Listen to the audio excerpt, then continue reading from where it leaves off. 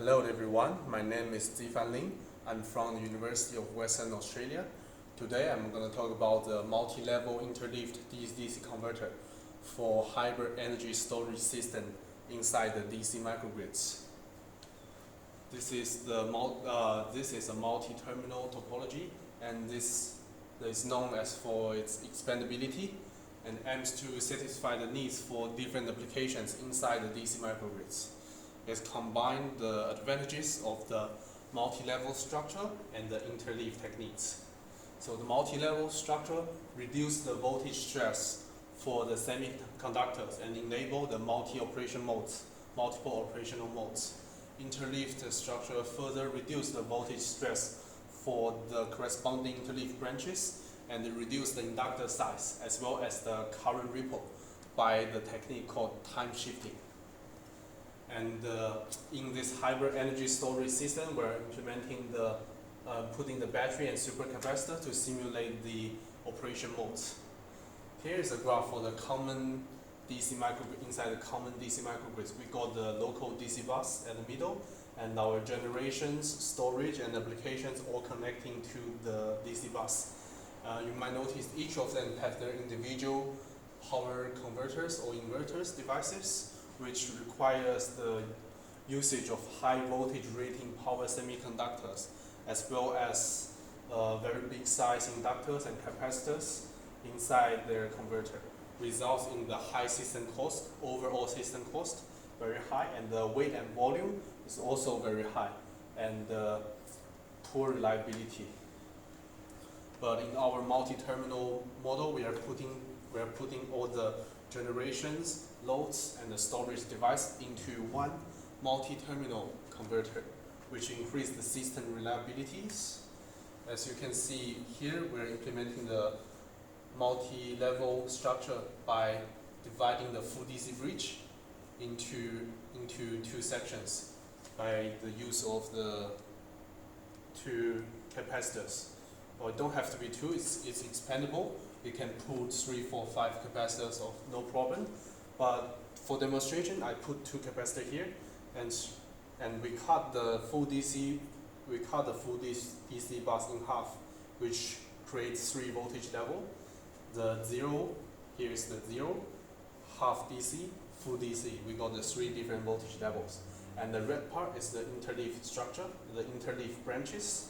So also it don't have to be 2 branches, it can be 3, 4, 5 branches to furthermore reduce the current ripple. But for demonstration purpose, I will only include 2 branches in our demonstration. And here the energy storage devices can be used, battery, fuel cell, supercap, all sorts of different energy storage devices.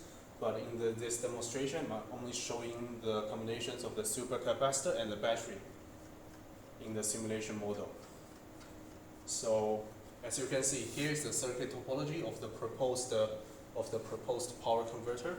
We got the supercapacitor here and the battery here, and there's all different kinds of inductors for current regulation, and the capacitor over here. So as for the coordination scheme, we got a brief flow chart over here to introduce our charging and discharging coordination. And here we got our simulation results. These 4 graphs are sharing the common x-axis, which is the time. And the first graph is the only indication of the operation modes, from mode 0 to mode 5, which gives our 6 different operation modes. Second graph is the inductor current of L1 plus L2, which is the inductor current over here. And the blue line at the background is the current reference. The red line is the orange line is the actual current.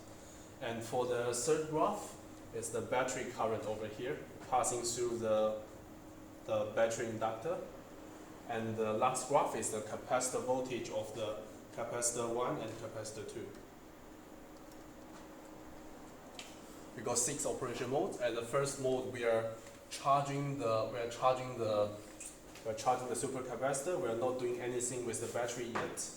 On the third mode, on the second mode, sorry, we are charging the supercap and the battery at the same time.